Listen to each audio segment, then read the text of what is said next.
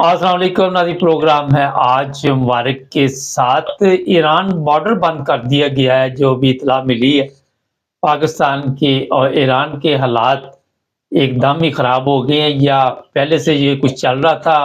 इरफान अहमद खान साहब हमारे साथ हैं, उनसे पूछेंगे। अस्सलाम वालेकुम खान साहब। खान साहब, पाकिस्तान के जितने भी हमसाए हैं, इंडिया है, अफगानिस्तान है, अब ईरान है, सबके साथ तल्लुकात खराब हो गए हैं। क्या हो गया? बस ये हमारी खारजा पॉलिसी जो है इस किस्म की है कि भाई ये कच्चे से वो शोर डाला जा रहा है कि पाकिस्तान तनहा होता चला जा रहा है, तनहा होता चला जा रहा है। और इसकी ये शोर तभी जा रहा है जब इंडिया की कामयाबियां सामने आती हैं तो सबसे शोर पड़ता है कि पाकिस्तान तनहा होता जा रहा है। तो उसी का ये नुकसान है कि अब हम एक ही हमसाया रह गया था जिसके साथ कोई ताल्लुकात अच्छे तो नहीं थे, लेकिन ये कि बुरे भी नहीं थे। आपस में एक बरादराना रिलेशनशिप कायम थी, वो ये है वो भी अब खत्म हो गई। जो पाकिस्तान ने जवाबी हमला किया है आज सुबह 4 बजे, उसके बाद से जाहिर है ईरान ने भी फिर एक्शन लेना था और बॉर्डर बंद कर दिए। पहले सफीर गए थे, बॉर्डर बंद कर दिए। अब देखिए ये बॉर्डर बंद जाए और अफोर्ड नहीं कर सके। ये ज़ायरीन का बॉर्डर है और यहाँ से हजारों ज़ायरीन जो है वो पर वीक के हिसाब से करबला वगैरह जाते हैं। तो जाहिर है कि ये किसी को तो खुलना ही है। तो बेहतर था कि शुरू में गुफ्तो शनीद करके तो जो मसला पैदा हुआ था तो उस सबको ऐसा हल निकाल लेते हैं, एक दूसरे से मदद कर लेते हैं। अभी ये तो एक नया जो है कहना चाहिए फसाद की सूरत जो है वो इख्तियार करेगा और जाहिर है कि इसका पाकिस्तान के अंदर भी रिएक्शन होगा।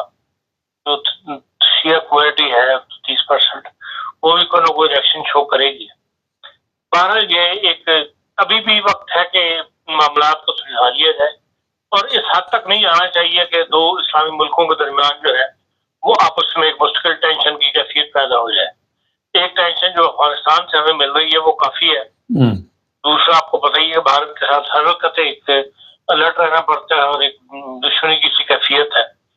तो कम से कम दूसरे दो बॉर्डर हैं ईरान और अफगानिस्तान का, वहाँ जिसका अमन हो सके ज्यादा बेहतर है। अफगानिस्तान में तो मसला हमारा अपने तालिबान का है, जो पाकिस्तानी तालिबान वहाँ चले गए हुए हैं और वही कार्रवाइयाँ कर रहे हैं। तो जिस तरह हम चाहते हैं उस तरह अफगान हुकूमत डील नहीं करती है। अफगान पता है आपको अपने हिसाब से चलते हैं। उन्होंने ना अमेरिका की मानी, ना उन्होंने मगरबी दुनिया की मानी, ना यूरोपीय यूनियन की मानी। जो अपने हिसाब से वो अपनी पॉलिसी अपने हिसाब से लेके चलते हैं। तो अब ईरान के साथ जो ताल्लुकात खराब हो रहे हैं ये कोई अच्छा इकदाम नहीं है।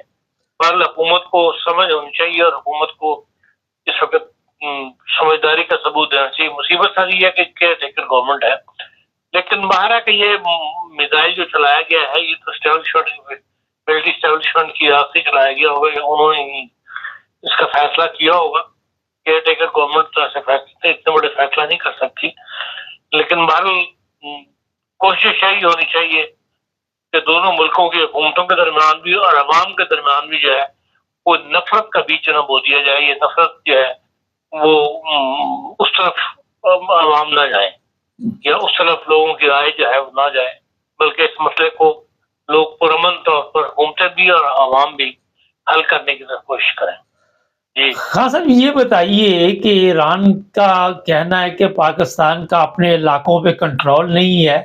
इसकी ये भी वजह है कि जो जिम्मेदार लोग हैं वो अपने मकसद से हट चुके हैं और सियासत में खुलकर हिस्सा ले रहे हैं और इस तरफ उनका ध्यान नहीं जा रहा। देखिए ये इल्जाम एक अच्छे से पाकिस्तान पे लग रहा है कि पाकिस्तान अपने इंतहा पसंदों को या दहशतगर्दों को पूरी तरह कंट्रोल नहीं कर पा रहा। ये यूनाइटेड नेशन में भी लगा है इल्जाम, अमेरिकन भी अपने जो उनका तर्जुमान है उसकी तरफ से भी ये इजहार होता है और जो हमारी यूरोपीय यूनियन है उसमें तो खुल के इस बात का इजहार किया गया है। लेकिन अब अभी तक तो पॉलिसी जो थी एस्टेब्लिशमेंट की वो यही थी कि वो उन्हीं के सहारे उन्हीं के साथ मिला के अपनी कार्रवाइयां चाहे वो कश्मीर में थी या जहां भी थी वो करते थे। लेकिन अब एक पहले की निस्बत तो اس میں کمی آئی ہے اور جو انتہا پسند ہیں ان کو محدود کرنے کی کوشش کی گئی ہے. بات یہ ہے کہ اس سے پہلے بات ایسی مثالیں قائم ہوئی کہ جو لوگ جن کو اسٹیبلشمنٹ کی سرپرستی حاصل تھی وہ اتنا کھل کے سامنے آئے کہ ساری دنیا نے اس چیز کو دیکھا، نوٹ کیا. جیسے تحریک لبیک ہے، تحریک لبیک میں آپ دیکھ لیں کس طرح ملک کے اندر ہی بدامنی پیدا کی اور کس قسم کے نعرے انہوں نے بلند کر کے دنیا کو وارننگیں دی. اور اب بھی جو پیچھے اسی ہفتے ایک ویڈیو وائرل ہو رہی تھی جس میں وہ امریکہ کو بھی تنبیہ کر رہے ہیں اور سب کو دینوں کو تنبیہ کر رہے ہیں کہ بھئی آپ مسلمان ہو جائیں، اسلام قبول کر لیں، یا نہیں تو یہ ہے کہ بھئی ہم جہاد کے لیے نکلیں گے اور کریں گے. تو ان لوگوں کو کنٹرول نہیں کیا جا رہا انہیں پاکستان سے اس اسٹیج کے اوپر جس طرح کے لشکر طیبہ کو کنٹرول کیا. دیکھیے طیبہ ہی بہت ایک زمانے میں بکھری تھی، لیکن پھر یہ کہ جب انٹرنیشنل پریشر پڑا تو پھر اس کو کنٹرول کیا. وہ جو پاکستان میں پابندیاں لگی تھیں 22 پابندیاں انہوں نے لگوائیں اور پاکستان ریل اس میں شامل کر دیا تھا. اس کے بعد آپ کو پتا ہے کہ وہ ریڈ لسٹ سے ریل اس میں آنے میں کتنا اچھا لگا. اب وہ یہی تھا کہ انہوں نے پابندیاں جو ہے وہ عمل کروایا. اب یہ اس قسم کے جو گروپ پیدا ہو رہے ہیں ان کے اوپر بھی اس قسم کی سختی حکومت پاکستان کو خود کر دینی چاہیے، بجائے اس کے کہ انٹرنیشنل پریشر ڈیولپ ہو اور پھر آپ کی توجہ اس طرف ہو. لیکن دوسری طرف ایران کے اندر بھی ایسے گروپ شامل ہیں جو پاکستان میں کارروائیاں کر کے وہاں ایران میں جا کے جو ہے وہ پناہ لیتے ہیں. تو اب یہ دونوں حکومتوں کے درمیان ہی ان معاملات کو طے کیا جا سکتا ہے کہ وہ بھی ایک واضح مثال موجود ہے، ایک نہیں کئی مثالیں موجود ہیں. تو ان کو ایرانی حکومت کو مجبور کیا جائے کہ وہ لوگوں کو پناہ نہ دے یا ان کو اپنے علاقے میں کنٹرول کرے اور پاکستان جو ہے اپنے علاقے میں کنٹرول کرے. کوئی ایسی گفت و شنید جو ہے پیچھے چند مہینے پہلے جو ہے جو باہر سب کے جو آخری دن تھے ان کے اندر ہوئی تھی. اس کے بعد یہ جو موجودہ سپہ سالار ہیں یہ بھی ایران کے ساتھ اس معاملے میں گفت و شنید کر چکے ہیں، لیکن ابھی تک تو اب معاملہ بجائے سنبھلنے کے بگڑتا دکھائی دے رہا ہے.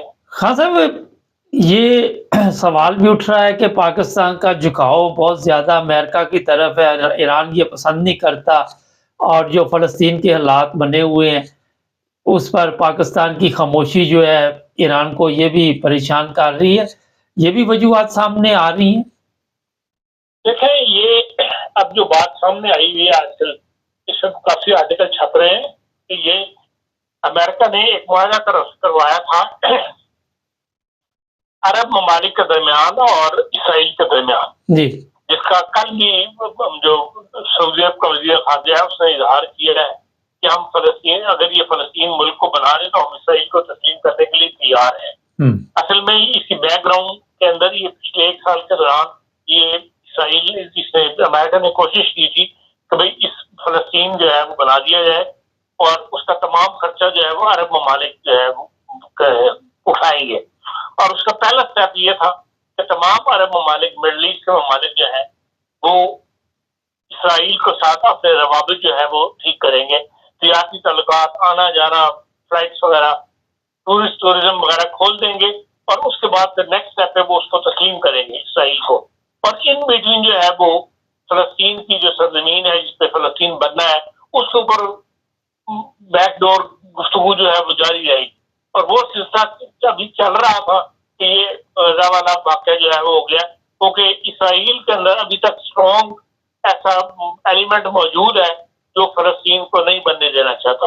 اور انہوں نے ہی یہ مل ملا کے حماس کے بندے خرید کے اور یہ ساتھ کی راکٹ چلواتے اور بعد میں پھر وہاں پہ جو 20,000 سپر آدمی 24,000 سپر آدمی مار دیا وہ اس کو ڈیلے کرنا چاہتے ہیں، جس کے لیے امریکہ نے بڑا سخت میسج جو ہے وہ کہا جا رہا ہے کہ امریکہ نے دیا ہے اسرائیل کو. اور اب مغربی پریس یہ لکھ رہا ہے کہ یہ نتاؤ جو ہے اسرائیل کا وزیر اعظم اس سے امریکہ جو ہے جان چھڑوائے گا اسرائیل کی، تبھی فلسطین کی ریاست جو ہے وہ بن سکے گی. اور اس سارے کھیل کے اندر آپ دیکھ لیں پاکستان کا کوئی کردار نہیں ہے. پاکستان نے صرف یہ دیکھتے ہوئے باہر جو ڈپلومیٹ خبریں ان کو ملتی رہتی ہے اس سے یہ دیکھتے ہوئے کہ بھئی فلسطین جو ہے اس کے قیام عمل میں آنے والا ہے اور اس کی طرف بڑھ رہے ہیں، اس لیے پاکستان نے بھی ایک نرم رویہ جو ہے وہ رکھا ہوا ہے فلسطین کے معاملے میں، اسرائیل کے معاملے میں. لیکن ابھی تک پاکستان کو اس معاملے میں گھاس نہیں ڈالی گئی کہ بھی ان کو بھی کسی کشت و شنید میں شامل کیا گیا ہو. ایسی کوئی خبر کسی انٹرنیشنل پریس سے گزری نہیں نظروں سے.